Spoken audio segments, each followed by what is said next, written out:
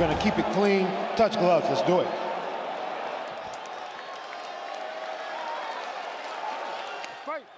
Et c'est parti. Allez, c'est parti pour ce combat. Le combat est prévu en 5 rounds de 5 minutes, je vous le rappelle. Les deux meilleurs bantams de l'UFC face à face. Probablement en tout cas. Allez. Ah, là, on va avoir une idée. Là. Ouais, ça a été très vite pour ces judo. On est ramené au sol pour ces judo. Ça a l'air facile, hein. Je sais pas ce que tu en penses Taylor. Ouais. Il se retrouve directement en demi-garde. Donc avec une jambe prise entre les jambes de son adversaire. Et ça c'est important. Hein. Alors attention bien sûr à Sterling qui a un très bon grappling, un très bon jeu au sol. Qui est tout aussi efficace sur le dos que lorsqu'il est au-dessus. Regardez hein, déjà les crochets à l'intérieur. Là, garde papillon. Un grappling, donc on va voir ce que ça donne. Encore une fois, hein, c'est judo. Il est petit, compact, rapide, explosif, puissant. Et Sterling qui est revenu à 4 pattes. Très bien. Il a un bras tête. Il est loin, il est très loin. Et puis ça va être compliqué aussi hein, pour ces judo qui a des petits bras malgré tout hein, pour aller saisir des anacondas ou des bravo choke. Puis encore une fois, hein, Sterling c'est pas le premier venu hein, dans ce domaine. Non, il est vraiment là on est dans son domaine hein, de prédilection, malgré tout.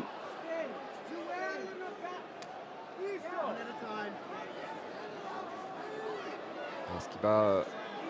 Il attend hein, Sterling pour l'instant pour remonter. Ça, il remonte. Attention à la rupture de contact. Et derrière, voilà, il veut lui faire payer hein, directement. Maintenant, attention, on va pas trop se jeter parce que. Oui. Il n'y a pas trop de coups.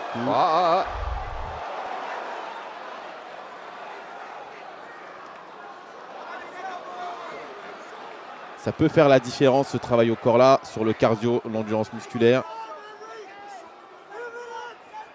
Judo qui est revenu au contact, il plaque Aljamain Sterling contre le grillage. Sterling qui est dans son coin, on a reconnu toute l'équipe hein, bien sûr de la team Serra Longo, Matt Serra bien sûr à Longo, mais également Alia Quinta et Merab Dalishvili. Attention à toujours coup de genou. Voilà. Regardez, là encore un contrôle de la tête, mais là c'est vraiment un contrôle de lutteur hein, Taylor. Et attention à la sortie en carré pour Aljamain Sterling, ça a failli marcher. Ouais mais il sort de la position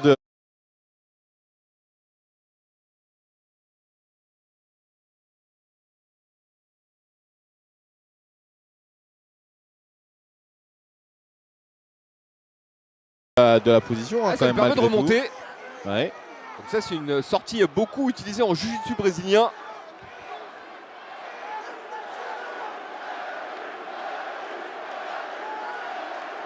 Alors, le public qui crie Sterling, forcément. On est dans le New Jersey, hein. Je vous rappelle que Aljamain Sterling s'entraîne à New York. C'est quasiment le même endroit. Allez, le bras à l'intérieur pour ses judo. Donc gros pressing de Sterling qui tente l'amener au sol. Va-t-il réussir? Oui. Il l'a. Ouais, on peut comptabiliser une amenée au sol pour Sterling face à un champion olympique de lutte. C'est toujours bon à prendre. Je me souviens qu'à l'époque, hein, John Jones s'était mis un point d'honneur à amener Daniel Cormier au sol. Exactement. Il avait réussi. Ouais, c'est bien. Genou au corps, c'est magnifique. Genou au corps. Très bien. Je pense qu'il qu'il y a une vraie ouverture sur le corps, qu'il y a un travail à faire là-dessus.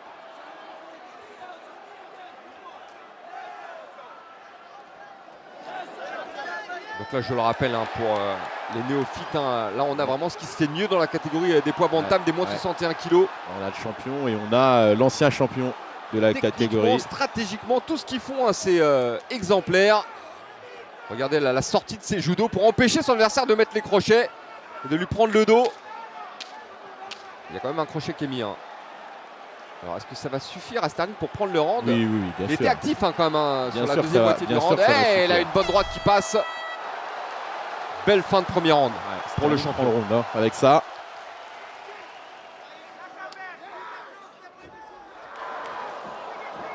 Ouais, beaucoup de scramble. Ça va très vite. Ça, on pouvait s'en douter hein, voilà, sur les phases de lutte, que ça allait très vite. Mais moi, ce que je constate, hein, Taylor, c'est que sur la fin du deuxième, déjà, il est un peu mieux, Cerudo. Regardez, ça, c'est pas mal. La tentative de coup de genou sauté derrière le contrôle de lutte. Alors, on notera que dans cette position, il ne cherche jamais la soumission, hein, ces judo. Il est dans un contrôle. Vraiment sur du contrôle, attention aux sorties. En fait, c'est sur les accélérations, il est à l'air. On sent Sterling en danger. quand Cejudo accélère. C'est un peu le même souci qu'on avait déjà avec Sterling quand il affrontait Petroyan. C'est que quand Yann accélérait, bah, on se disait tous ça peut se finir à tout moment. On a déjà vu un Sterling tomber KO sur des coups. Et ça marque. Hein. Bien sûr. Ça, c'est bien ce genou. C'est bien ce genou en contre. Et ça, c'est un problème aussi pour Sterling s'il essaie de switcher. Je pense que les phases de striking debout, à distance, c'était très bien pour lui. La lutte, c'est bien. Je ne sais pas si c'est la meilleure idée. Ce timing. Parce qu'il va dépenser de l'énergie. Il va se faire contrer. Ouais. Et puis pareil, s'il arrive à mettre ses judo dos au sol, est-ce qu'il pourra le maintenir dos au sol? Ça risque d'être compliqué. Tout à l'heure, il a eu des bonnes positions quand même. Hein, mais là, Cejudo a réussi à la renverser. C'est lui qui met la pression contre la cage. Je constate que sur Twitter, tout le monde, ou presque, voit les deux premiers rounds pour Sterling. On a Michael S qui voit 1-1 lui. Et ce qui est fou, c'est qu'on est en plein dans le main event. Et on a quand même L23 qui nous dit voir un Belal Edwards en main event, j'en fais des cauchemars. Donc lui, il reste traumatisé par la performance de Belal Mohamed.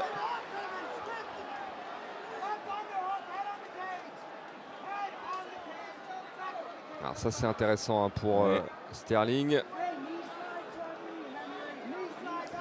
Et il remonte ses judo. Ah non, il n'est pas sorti d'affaire, attention, parce que Sterling menace de passer en dessous. Ouais, le coup de genou à la tête, c'est bien ça. Au moment où Cejudo essaie de faire face à son adversaire. Une fois, il y a ce manque de puissance sur les frappes qui est vraiment dommage. C'est ça qui manque à Jermaine Sterling. Maintenant, il a un style hyper imprévisible, très compliqué à appréhender, mais par contre, ça manque de puissance. Maintenant, ce que je trouve impressionnant, moi, c'est tous les conseils qu'on donne toutes les semaines sur les phases de clinch contre le grillage, les pas de pivot, les bras à l'intérieur. Eux maîtrisent parfaitement tous ces aspects-là. On ne l'a pas dit une fois d'ailleurs, hein, pour le moment. On n'a pas besoin de leur donner de conseils de ce point de vue-là. Les bases, ils les ont. Après, c'est ça qui fait la force des grands champions aussi, c'est savoir se démarquer avec des techniques particulières. Chacun essaie d'apporter sa pierre à l'édifice. C'est bien ça. Pour jouer comme une pro, équipez-vous dans l'appli Google. Recherchez ce que vous voyez. Judo. Pivot à gauche, pivot à droite et sort de la cage. Voilà. Et là, il faut qu'il reste sur lui. Regardez Sterling qui descend directement dans les jambes. Je vous l'ai dit, s'il ne masque pas ses entrées, ça va être compliqué. Il a mis ses judo au sol comme ça. En plus, plus petit. Et un niveau de but qu'on ne présente plus. Et par contre, pareil, il arrive bien à contrer ses judo, mais il n'arrive pas derrière à utiliser pour reprendre une position dominante. Une bonne pression de la tête. C'est la vraie technique de lutte. Voilà, mais par contre, voilà, qu'est-ce qu'on va garder comme souvenir de ce troisième round, Taylor? C'est ça. C'est judo quand même qui stoppe l'avancée de Sterling. Sterling qui a beaucoup plus axé sa stratégie sur la lutte dans ce troisième round et qui a été moins en réussite, on va dire. Ouais, mais dans le striking, regardez, je pense que il joue avec le feu quand même, Sterling, avec ses positions à quatre pattes, les mains au sol, comme s'il voulait tenter ses judo de lui envoyer un coup de genou.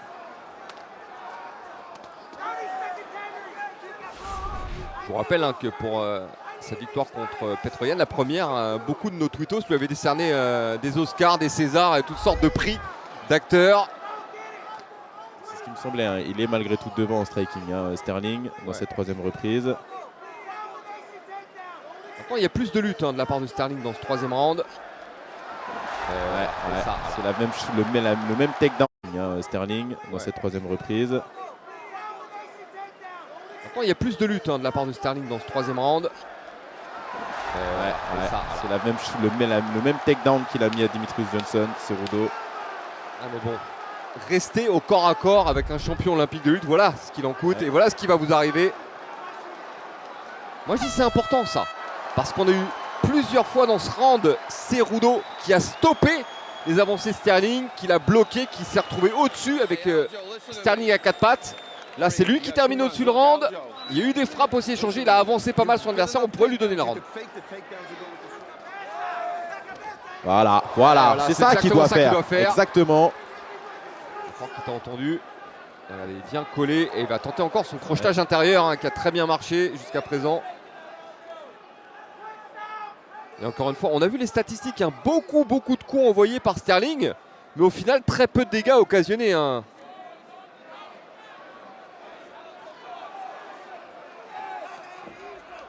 Encore un bon démarrage. Le timing est bien. Judo. Mais bon, c'est ce judo en face, mais le timing était très bon de Sterling. C'est d'inverser les positions contre le grillage. Le genou, très bien ce travail en ça genou. c'est bien, ouais. Voilà. Ça, dès qu'il a l'occasion, il envoie un coup de genou au corps à corps.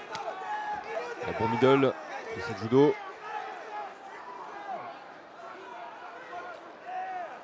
La saisie de la jambe, on l'avait dit, hein, voilà, ces coups de pied nonchalants qui peuvent être saisis.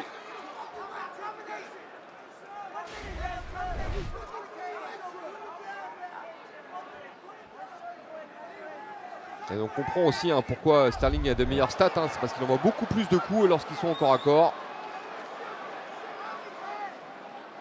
C'est peut-être ce qui fait défaut aussi à ces judo hein, pour marquer ses points.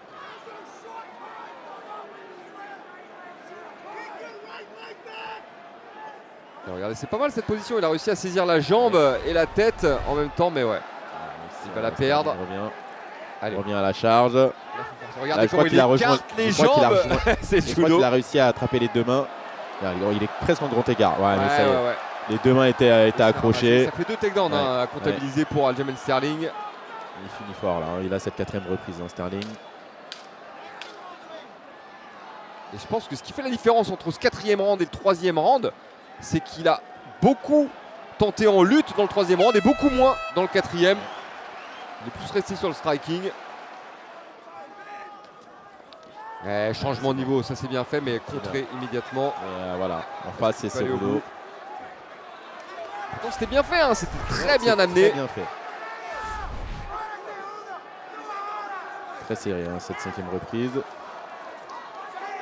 Globalement, on voit dans tous les rounds plus de coups significatifs pour Sterling, mais l'écart se réduit dans ce dernier round. Sterling qui est repassé en lutte. Et là vraiment c'est au physique hein, Taylor, parce que les deux ont la technique. Et regardez, super sortie de ces judo. On a moins d'1 minute de la fin du combat. Et selon nous, hein, si Cerudo ne finit pas Sterling avant la fin, il va perdre ce combat par décision. Allez, il va aller au bout de son avion seul. Ah ouais.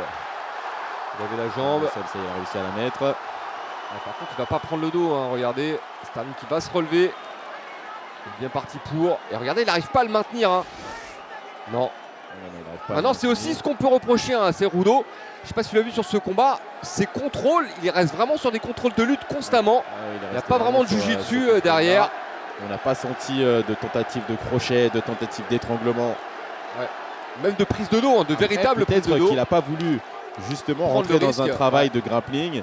Et du coup, rester sur ses forces. Voilà, c'est ça. Et rester plus dans du contrôle que réellement dans du grappling. En tout cas, je pense que Cerudo prend quand même cette 5e reprise. Plus agressif. Un round 3, round 5 pour Cerudo. Ouais. Et un 1, 2 et 4 pour Sterling.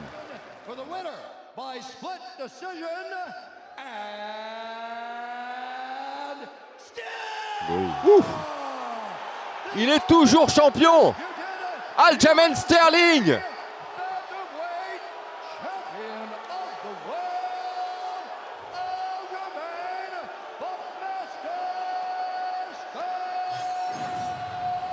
Ça s'est joué à vraiment